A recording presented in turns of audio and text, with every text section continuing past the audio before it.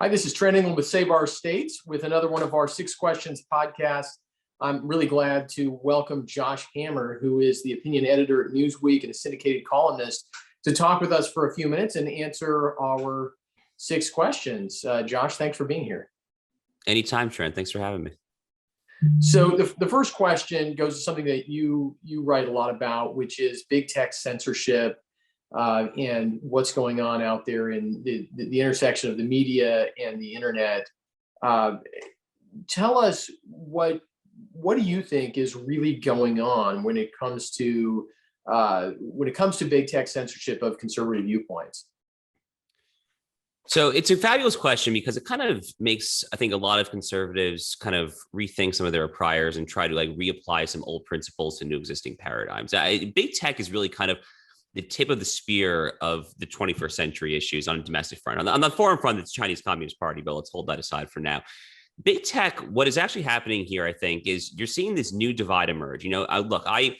I've been a conservative basically since I was in middle school. I'm not kind of one of those people who sobered up at the age of 30 and woke up one day. So I've read all my Friedman, my Reagan, things of that nature. And, Ronald Reagan in the 1980s famously, it was his famous line, the 9 most terrifying words in the English language are, "I'm from the government and I'm here to help." But big tech is kind of the tip of the spear in revealing, I think, to a lot of people on the right that the new divide is not so much between the government and the private sector per se, as is between this kind of unibrow, uniparty, monolithic ruling class, to borrow the phraseology of the late, great Angelo Codevilla, and kind of like the subjugated deplorables all across America. And big tech is kind of the de facto private sector appendage of choice, from my perspective, that the ruling class uses to silence dissenting viewpoints, to enforce its orthodoxy, to kind of keep a very narrow bandwidth of gatekeeping.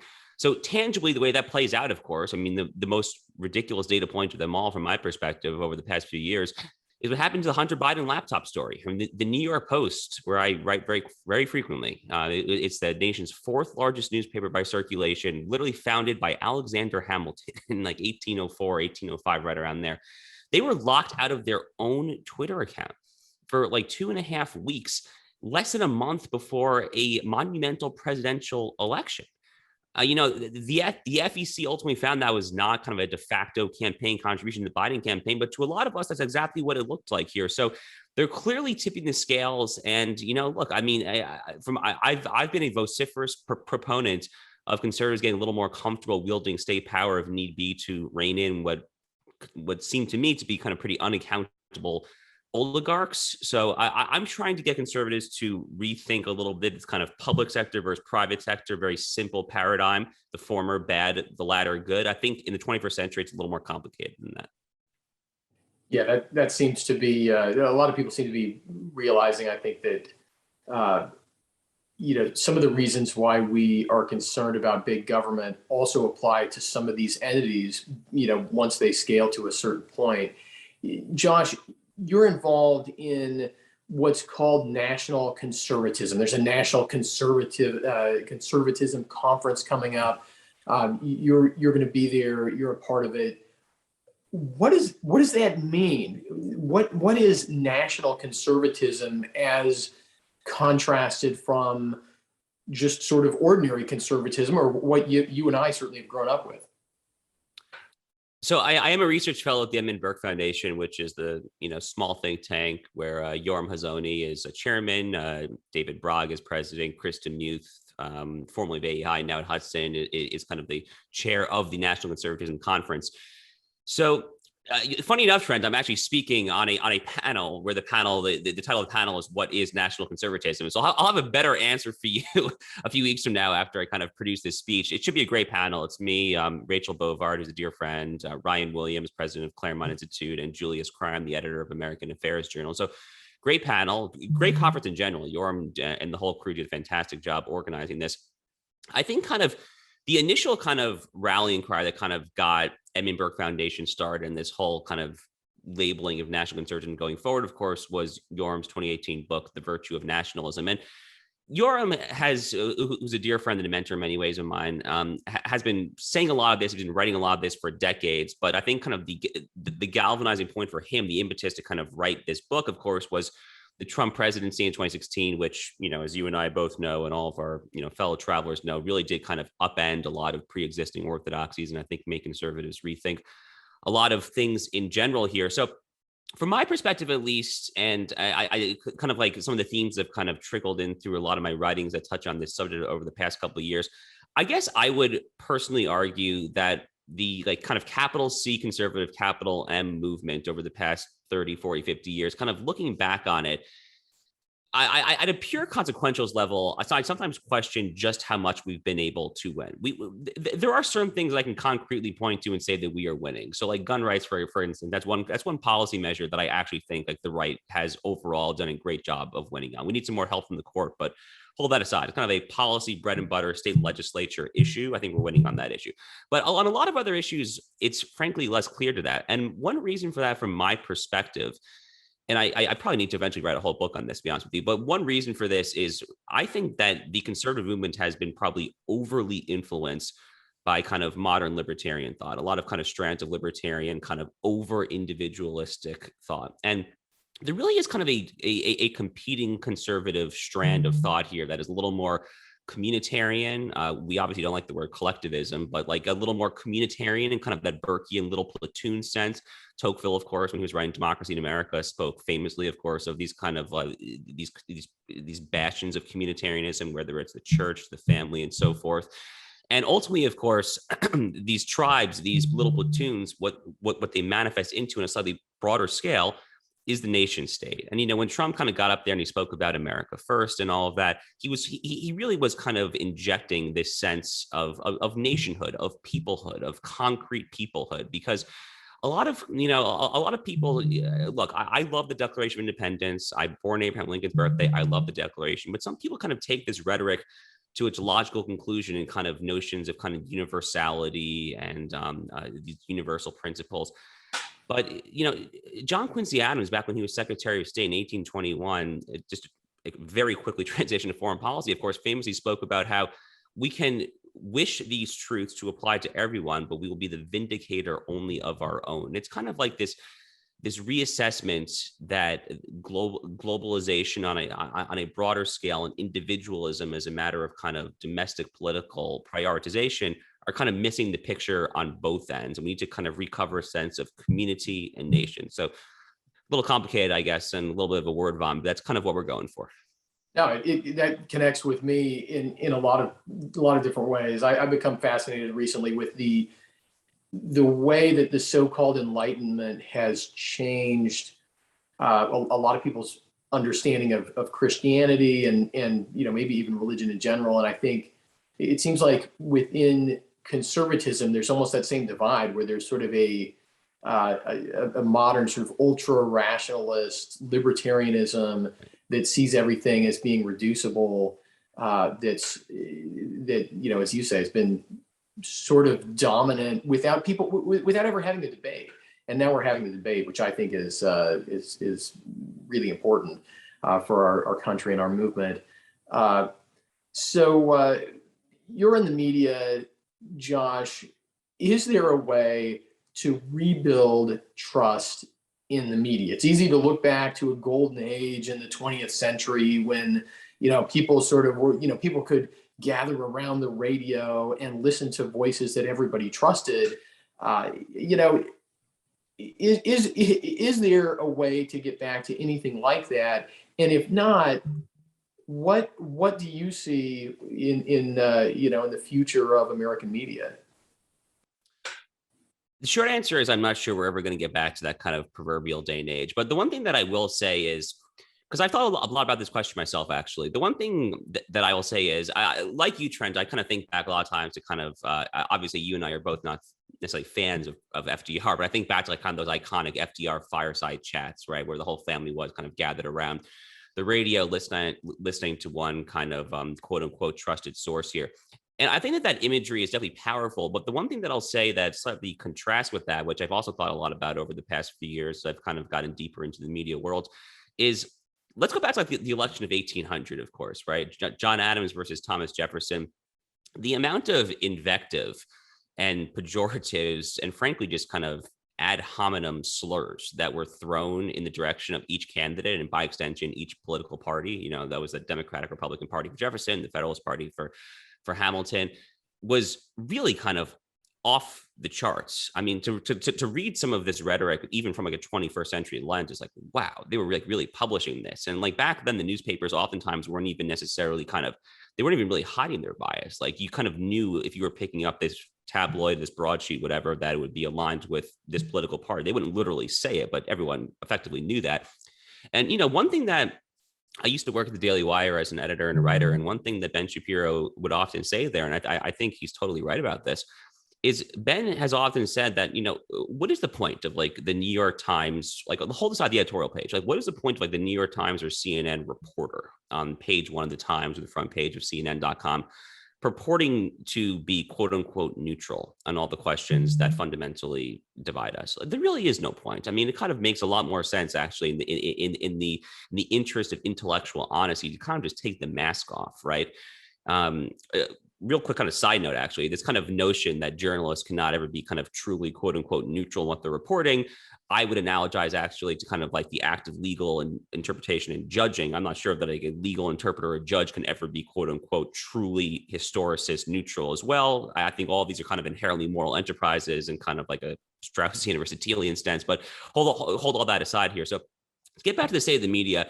My basic answer when I talk to conservatives about what we should do, which is obviously like a massive kind of full circle, 360-degree kind of assault, it seems like a lot of times upon against conservatives and what we stand for, it's really kind of a two-front strategy here. I'm a big booster of conservative media. I think conservative media is effective. I think it's effective as kind of an organizing tool. I think it's effective as just a kind of a means of dissemination. And frankly, there's just like a lot of talent there. And obviously, you know, I used to work in conservative media for the Daily Wire, so I have a somewhat of a personal interest here. But, you know, I could just go like publication by publication. I mean, there's some great stuff out there. I mean, my daily rotation of websites, of journals, of hard copy on my desk of what I read is dominated by a lot of like, you know, anywhere from kind of mid-brow to highbrow, right of center thought, right? And First Thing, City Journals, Claremont Review of Books. There's just so many, right? So I strongly encourage everyone to kind of, you know, get involved with conservative media, whether that just means as a consumer or if you're so inclined as a possible writer. But the other part of the two-pronged strategy, which is what I'm currently doing, is to try to find some ways to make inroads in kind of mainstream existing institutions here. I mean, look, I've had a lot of conversations over the past year and a half. I've been in Newsweek for less than 2 years now, but people oftentimes look at me and you're like, did you say Newsweek or Newsmax? And I'm like, no, Newsweek, like the magazine that's been around since like the FDR fireside chats. Like, wow, like how did you get a job there? And you know, look, it's public information. Obviously, the majority owner, CEO of Newsweek, his name is public, Dev Pragad. So, I mean, I'm there ultimately at his with his blessing, and my higher ups, I think are reasonably happy with how I'm doing there. But when opportunities do arise for conservatives to make inroads at existing institutions, I think that we should do it. And, you know, so speaking personally at the Newsweek op-ed page that I head up, I have 3 deputy editors. We're publishing full spectrum content. It's not exclusively conservative content. I have 1 fellow conservative who's a deputy and then 2 kind of center left deputies. They're anti-woke. They're not kind of like crazy people, but they're center left. But the value add, of course, is that every single day we're publishing conservative content, and not exclusively kind of like, you know, generic, like controlled opposition style content either. Oftentimes like pretty aggressively conservative content. So that really is the two-pronged way that I see this going forward. Like, support conservative media. There's so much good stuff there. But when opportunities arise for people like me to kind of slip in there, we have to take advantage of that as well. Makes sense to me. I'm Trent England with Save Our States, talking with Josh Hammer, opinion editor of Newsweek and a syndicated columnist. So, Josh, you know, Save Our States is focused on defending the Electoral College. You're a defender of the Electoral College as well. Tell us about how you see this, you know, why you see this debate as being important. I think a lot of people look at this and they say, look, popular vote Electoral College doesn't really make much of a difference. Maybe the Electoral College is just some sort of antiquated institution. What's your view? So to take us back to like real first principles here, of course, the Electoral College is and your audience is really the last one I need to explain this to, but I might as well just say it anyway.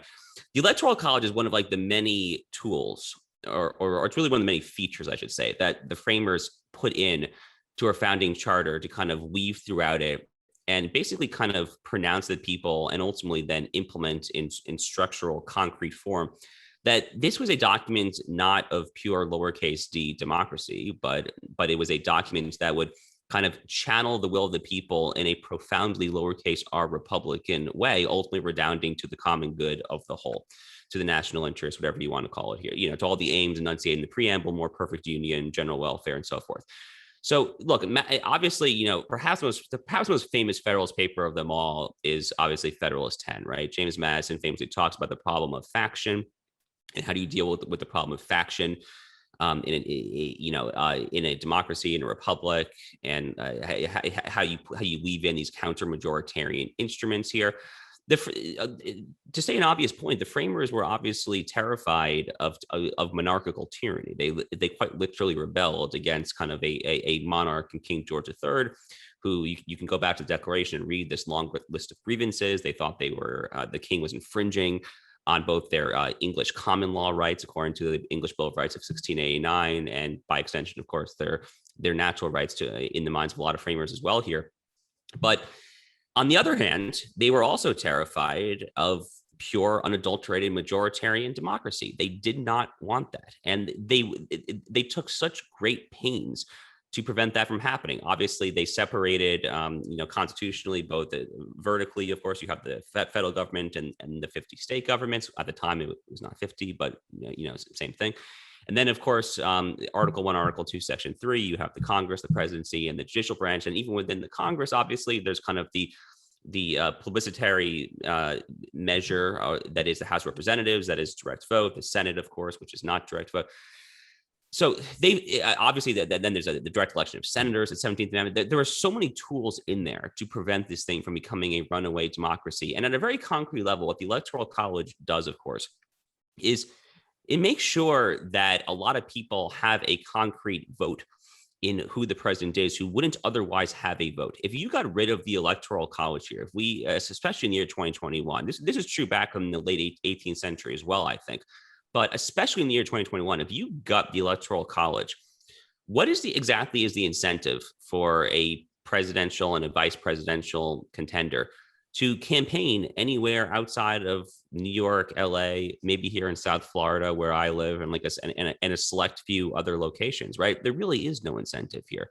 So if we want to ensure that the American people at large actually have a say in who is the leader of the country and who is the leader of the free world, and if we want to obviously preserve this wonderful foundation in counter-majoritarian republicanism, lowercase r republicanism, that is, I really encourage the viewers to go back and reread Madison Federalist 10. He lays this out much more clearly than I ever could hope to. If we want to preserve all of that, then you have to fight for the Electoral College. I mean, it is probably the preeminent constitutional structural means to achieving those ends currently, I think. Makes sense to me, obviously. So Josh, the two final questions are a little bit quicker here. Question number 5 is, who is your favorite Supreme Court justice and why? Well, I think the answer has to be Clarence Thomas, right? I mean, Clarence Thomas, I've tragically only briefly met him. I would just love to get to spend more time with him. I've been so fortunate to run in various circles where he's hired so many of my friends as clerks over the years. So I have to hope that will happen at some point here. So by all accounts, he's, first of all, before getting the jurisprudence, just like a truly wonderful man. Like every time I watch him speak and I hear like his like very like hearty laugh, you can't help but laugh along with him. He has just this remarkable, inspiring story. Growing up dirt poor in the Jim Crow South, didn't even speak English as his first language growing up there, and he made it all the way to the top. Obviously, there's a wonderful documentary film that came out about a year and a half ago from a former Claremont Institute president. Michael Pack was the director of that film. Just such a wonderfully inspiring man. He literally like drives a bus and RV across America, goes to NASCAR games, just like a true like all American guy.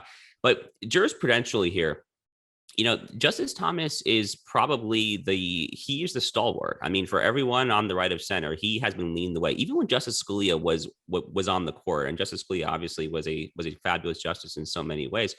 But even when they were on the court together, it was usually Justice Thomas who was staking out what I would argue was a more principled position, probably even to Justice Scalia's right in some cases where they disagreed with one another. I think Justice Thomas, more so than Justice Scalia, has a really deep-rooted understanding of kind of the substantive orientation of the American constitutional order, oriented towards kind of the aims of the Declaration, of the preamble, natural law, like whatever phraseology you want to call it. I think he understands that in a way that Justice Scalia didn't necessarily at least allow himself to understand. I think he kind of willfully he was smart enough to understand it, obviously, but he didn't allow his jurisprudence to go there. So Justice Thomas really is kind of just the stalwart. He's just a man of just profound principle. On the current court, I'll give a brief shout out as well just to Justice Alito, who I think is just a fabulous justice. There are actually various cases where I think Justice Alito has been right, where Justice Thomas has been wrong. There are a couple of 8-1 free speech opinions where Justice Alito is kind of like the sole dissenter. There's a case called Snyder versus Phelps, one called U.S. versus Stevens. So Justice Alito is a fabulous justice. He actually is arguably even closer to me as far as my current new pet project that I call common good originalism. I think Justice Alito might be more of a quote unquote common good originalist, as I'm explicating the term and what I mean by that. But really, to answer your question, Justice Thomas is still kind of the North Star. He is the true North, I think, for everyone on the right of center, whether you're kind of a first-year law student joining the Federalist Society to a 50, 60-year-old legal conservative lawyer practicing at the highest level. You still look to Justice Thomas for guidance, really. Okay, Josh, final question. Who is your favorite American founder? And of course, why? I love this question. I mean, it's hard, obviously, to name only one. Look, as I've kind of gone deeper into national conservatism over the past few years, I think a lot of people in these kind of NatCon circles increasingly look to Alexander Hamilton. And I've reread a lot of Hamilton. My answer to this question, honestly, probably would have been different 5 or 6 years ago than it is now. I think 5 or 6 years ago, I would have kind of given a very kind of standard kind of boilerplate, probably James Madison, maybe Randolph, maybe if I was feeling a little fiery one day, George Mason, but I probably would answer the question with Alexander Hamilton now. John Marshall, arguably, I mean, he was a little younger during the true founding days, but I love John Marshall. But just sticking with Hamilton for a second here. First of all, speaking of personal biographies, I mean, Hamilton's story obviously is itself incredible, right? I mean, an orphan, born in the Caribbean. Speaking of kind of rising to preeminence, really. Hamilton actually wrote the bulk of the Federalist Papers. Madison and Federalist 10, Madison 45, Federalist 51. A lot of Madison's papers kind of stand out in kind of the American lexicon as being these iconic papers, rightfully so. But and John Jay wrote the first handful. He has some fabulous ones as well, but Hamilton actually wrote the overwhelming majority of them. It's possible that no one did more, with the exception probably of George Washington himself, to actually found America than this man who was born in the Caribbean, as an orphan to immigrants. Just this incredible story. Obviously, tragically died in his prime in that famous duel there. But I think on this kind of in these kind of national conservatism circles, we're seeing kind of a resurgence of Hamiltonian thought in a lot of realms here. There's obviously you can look at what Orrin Cass is doing with American Compass. I mentioned Julius Krein, what he's doing with American Affairs Journal, and especially kind of just concretely looking at the landscape. What happened during the early onset of COVID with respect to China hoarding PPE and us not even having masks. A lot of people are asking basic supply chain issues here. And we're really starting to, I think, question, the so-called neoliberal opening with China in particular, right, over the past 50 years. I mean, how much has quote unquote free trade with China actually been a good thing? Well, I would argue that it has not been a good thing.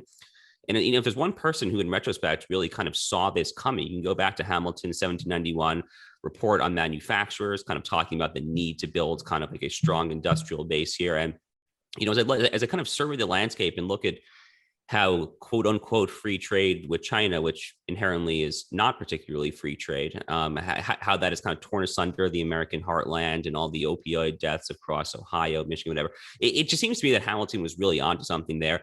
And also, just real quick, on kind of like a jurisprudential note as well here, Hamilton, perhaps even more so than Madison, was really emphatic about two things. He was really emphatic about, on the one hand, this notion that, as how the archivist likes to point all the time, that there are these quote unquote anchoring truths. Hamilton wrote about this in Federalist 31, that there are these notions, these everlasting principles. In order to derive constitutional cases, you have to start from these first principles and then get lower to derive what the actual concrete facts of the case are. Hamilton spoke about this at great length, probably even more persuasively than Madison or probably any other founding father. So I of course wholly believe that kind of imbues a lot of my legal writing. So I take a lot of inspiration from that as well. And the other thing is that, look, what Madison said in Federalist 45 about how the federal government's powers are few and defined, that's Article 1, Section 8, of course, and the state's powers are numerous and definite. That's totally right, of course. The 14th Amendment changes that a little bit, but that's still basically totally right. On the other hand, the pushback that Hamilton, the Federalist Party, gave, and I think he was correct to do this, was they basically said, well, look what happened to the Articles of Confederation. We took that way too far in the other direction here. So at the same time, like, we want the states to be very powerful, but we need the national government to be secure in its own ability as well here. And that kind of played out in concrete form, of course, in kind of the early era Republic debate over the constitutionality of the national bank. That kind of culminated in the McCulloch versus Maryland decision of 1819, where Chief Justice Marshall says the bank is constitutional. So Hamilton was actually vindicated on that after he passed away, of course. So I'm kind of rambling at this point, but Hamilton, if I had to pinpoint one, is probably my favorite founder at this point. Sounds good to me. Josh Hammer, opinion editor at Newsweek and syndicated columnist. Thanks so much for joining us on another 6 Questions podcast. I'm Trent England for Save Our States. Thanks for watching.